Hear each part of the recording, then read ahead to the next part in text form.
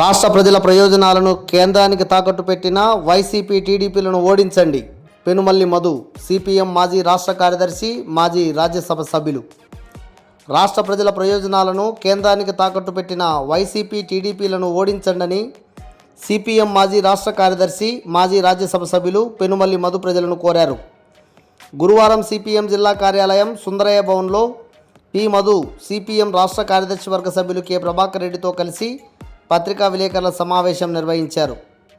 ఈ సందర్భంగా ఆయన మాట్లాడుతూ వైసీపీ 5 ఏళ్ల పాలన ప్రజా వ్యతిరేక పాలనగా కొనసాగిందని, అన్ని రకాల ప్రజాప్రతినిధులు తానే అన్నట్లు వాళ్లను డమ్మీ చేసి అధికారాలన్నీ తన వద్ద ఉంచుకొని పరిపాలన జగన్ కొనసాగించాడన్నారు. సచివాలయ వ్యవస్థ వచ్చాక అన్ని రకాల ప్రభుత్వ సంస్థలన్నీ నిర్వీర్యమయ్యాయన్నారు. అన్ని రకాల మంత్రిత్వ శాఖలకు కేటాయించిన నిధులను బటన్ నొక్కే కార్యక్రమానికే ఉపయోగించారన్నారు. ఈ నొక్కే కార్యక్రమంలో సైతం 8 లక్షల కోట్లు నొక్కేశారన్నారు.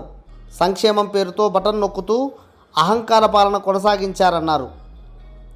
ముఖ్యమంత్రిగా ప్రజల, ప్రతిపక్ష పార్టీల, ప్రజా సంఘాల, ట్రేడ్ యూనియన్ల వినతులు స్వీకరించే పరిస్థితి కూడా లేకుండా నిర్బంధాన్ని కొనసాగించారన్నారు. ఈ నిర్బంధాలకు వ్యతిరేకంగా ప్రజల తిరుగుబాటు ప్రారంభం కావడంతో దేశంలో ఎక్కడా లేని విధంగా రాష్ట్రంలో ఎమ్మెల్యేలను, చివరికి మంత్రులను కూడా సీట్ల ట్రాన్స్ఫర్ చేస్తూ ఎన్నికలకు వెళ్లాల్సిన దౌర్భాగ్య పరిస్థితి జగన్కు పట్టిందన్నారు.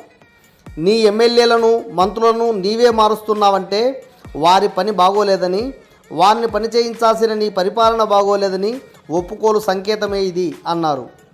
రాష్ట్ర ప్రయోజనాలను సైతం బీజేపీకి తాకట్టు పెట్టి ప్రత్యేక హోదా, విభజన హామీలను చెత్తబుట్టలో వేసిన వైసీపీని సాగనంపేందుకు ప్రజలు సిద్ధం కావాలన్నారు. బీజేపీ, వైసీపీ కలిసి టీడీపీ అధినేత చంద్రబాబును అరెస్టు చేయిస్తే ఉక్కిరిబిక్కిరైన చంద్రబాబు దాని నుండి సంపూర్ణంగా బయటపడేందుకు బయటకు వచ్చిన వెంటనే రాష్ట్ర భవిష్యత్తును తాకట్టు పెట్టి బీజేపీని భుజానేసుకొని ఈ ఎన్నికల్లో కూటమిగా పోటీ చేస్తున్నారన్నారు. ఈ వైసీపీ, టీడీపీలు రెండూ తమ వ్యక్తిగత స్వార్థం కోసం రాష్ట్ర భవిష్యత్తును తాకట్టు పెట్టి తాము గెలవడమే పరమావధిగా ఎన్నికల బరిలో నిలిచాయని, ఇలాంటి దుర్మార్గులను ఓడించాలన్నారు. ఈ రాష్ట్రంలో వైసీపీ, టీడీపీ ఎవరు గెలిచినా బీజేపీకి పాలుపోసి పెంచిన వీళ్లను ఎవరినో ఒకరిని తినక తప్పదని దేశ రాజకీయం అదే మనకు నేర్పుతోందన్నారు. దేశవ్యాప్తంగా ఇండియా వేదికగా మతతత్వం, అప్రజాస్వామిక నియంతృత్వ విధానాలను తుదముట్టించాలనే లక్ష్యంతో Congress, CPI, CPM, Aam Aadmi, DMK, SP లాంటి ఎన్నో పార్టీలు ఐక్యంగా పోటీ చేస్తున్నాయన్నారు. ఈ ఇండియా వేదిక తరపున పాణ్యం అసెంబ్లీకి సిపిఎం అభ్యర్థి డి గౌస్ దేశాయ్, నంద్యాల పార్లమెంటుకు కాంగ్రెస్ అభ్యర్థి లక్ష్మీ నరసింహ యాదవ్ పోటీ చేస్తున్నారని, వారిని గెలిపించాలని ప్రజలను కోరారు. పత్రికా విలేకరుల సమావేశంలో సిపిఎం జిల్లా నాయకులు బి రామాంజనేయులు, కెవి నారాయణ, ఎం రాజశేఖర్, టి రాముడు పాల్గొన్నారు. 2019-2014లో కనపడ్డ ఆ ఊపు ఈ ఎన్నికల్లో 2024లో కనపడుతుంది. ఆ రోజు ప్రధానంగా బీజేపీ అవినీతి అనేటువంటి సమస్య ముందుకు తీసుకొచ్చింది. దాని మీద ప్రజలు బాగా స్పందించారు. బాబ్రీ మసీదు, రామాలయం సమస్యను ముందుకు తీసుకొచ్చారు. దాని మీద బాగా ప్రజలు స్పందించారు. ఈరోజు వచ్చేసరికి ఆ రామాలయం కట్టినా, ముస్లిం మైనారిటీల గురించి బీజేపీ మాట్లాడుతున్నా, హిందువుల యొక్క పుస్తులన్నీ తీసుకుపోయి బీజేపీ మైనారిటీలకు పంచుతారని చెప్పినా ఆ ఊపు ఈ ఎన్నికల్లో కనపడలేదు. ఈ ఎన్నికల బాంకులో శరత్ చంద్రారెడ్డి, అరవిందో ఫార్మా శరత్ చంద్రారెడ్డి ఆ డబ్బు ఎన్నికల బాండ్స్లో 50 కోట్ల రూపాయల డబ్బు ఎన్నికల బాండ్స్లో ఇవ్వడం, ఆ నడ్డా ఆ డబ్బుని డ్రా చేయడం, నడ్డా చేతికి ఆ 50 కోట్ల రూపాయలు వెళ్ళినాయి అనేది ఇది నగ్గనగా అక్కడేమో డబ్బు వచ్చింది. నడ్డా మీద విచారణ లేదు, కానీ కేజ్రీవాల్ మీద విచారణ ఉంది. కేజ్రీవాల్ ఎక్కడ డబ్బు అందిందో లేదు, కానీ కేజ్రీవాల్ అరెస్ట్ చేసింది. ఈరోజు ఎన్నికల రాజకీయాల్లో కేజ్రీవాల్ అరెస్ట్ చేసిన తర్వాత దేశాల్లో ఉన్నటువంటి అనేక మంది భారతదేశంలో ప్రజాస్వామ్యం మంటగలిసిపోతున్నటువంటి వాతావరణం అమెరికాలో, జర్మనీలో అనేక మంది ఈరోజు ప్రకటించారు. రోజులు గడిచే కొద్దీ యాంటీ బీజేపీ ట్రెండ్ పెరుగుతున్నటువంటి తరుణంలో ఆ బీజేపీతో అంటగాగినటువంటి ఈ ముగ్గురు, ప్రత్యేకంగా ఈ ఎన్నికల్లో అలయన్స్ కట్టినటువంటి చంద్రబాబు, పవన్ కళ్యాణ్, వీళ్ళిద్దరూ మునగానం తేలానం లాగా ఉన్నది ఎన్నికల పోరాటం. జగన్మోహన్ రెడ్డిని నమ్మే పరిస్థితి లేదు. ఎందుకంటే ఆయన ప్రతిపక్షంలో ఉన్నప్పుడు నో కాన్ఫిడెన్స్ మోషన్ చేశాడు. ఒకవైపు జగన్మోహన్ రెడ్డి పరిపాలన, ఒకవైపు చంద్రబాబు అవకాశవాద రాజకీయాలు ఇవి నడుస్తున్నటువంటి నేపథ్యంలో కమ్యూనిస్టులు ఈరోజు ఎన్నికల్లో పోటీ చేయడం, కమ్యూనిస్టు వాళ్ళ పోటీ జగన్మోహన్ రెడ్డి బీజేపీ గూడుగా చేస్తారు. ఇది మన రాష్ట్ర రాజకీయాలకి, దేశ రాజకీయాలకి ఇది నష్టం జరుగుతుంది అని చెప్పడం కోసం ఎన్నికల్లో మా ప్రత్యేకత. ఈరోజు మన రాష్ట్రంలో ఈ రెండు పార్టీలు దిగజారి మన రాష్ట్ర ప్రయోజనాన్ని మంటగలుపుతున్నప్పుడు దానికి భిన్నంగా మేము పోటీ చేస్తున్నాం.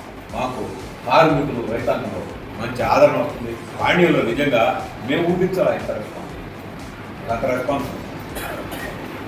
ఆ రకంగా పెద్ద ఆదరణ ఈరోజు మాకు 15-20 గ్రామాల్లో అయితే కార్మికులు కర్నూలు టౌన్లో పనిచేసే కార్మికులు బ్రహ్మరథం పడుతున్నారు. ఆ రకంగా ఈ ఎన్నికలు ఆ బీజేపీ ఊహించినట్టుగా లేవు. బీజేపీ ఓడిపోయేటువంటి పరిణామం ప్రారంభమైంది. ఈ రాష్ట్రంలో ఆ జగన్మోహన్ రెడ్డి, తెలుగుదేశం ఇద్దరు యొక్క అవకాశాలు రాజకీయం. చంద్రబాబు నాయుడు 60 రోజులు జైల్లో ఉండేసరికి మళ్ళా ఎక్కడ కేసు పెడతాడని చెప్పి కేసు కోసం వెళ్ళి జైలు విభాగం ఉండే దాని కోసం గుర్తు కలిపాడు తప్ప నిజంగా బీజేపీ వాళ్ళ ఓట్ల కోసం వాళ్ళ ఓట్లు ఉంటే కదా వాళ్ళు 4 పార్లమెంట్ స్థానాలు ఎదిగించారు.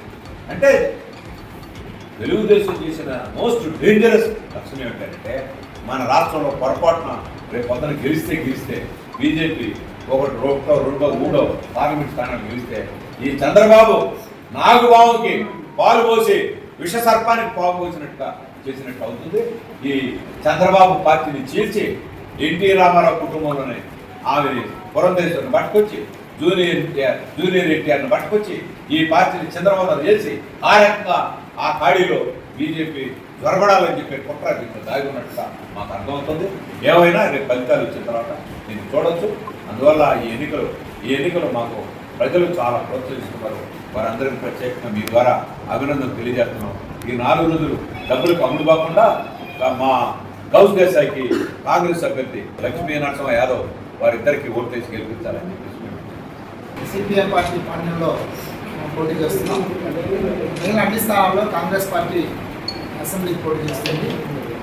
2 పార్లమెంట్ స్థానాలకు కాంగ్రెస్ పార్టీ పోటీ చేస్తుంది. ఆ రకంగా కాంగ్రెస్ అభ్యర్థులను, సిపిఎం అభ్యర్థులను, ఇండియా వేదిక ఏదైతే అభ్యర్థులు ఉన్నారో ఈ వేదిక అభ్యర్థులందరినీ కూడా బలపరిచి మద్దతు చెప్పేసి మీ ద్వారా ప్రజలు విజ్ఞప్తి చేస్తున్నాం.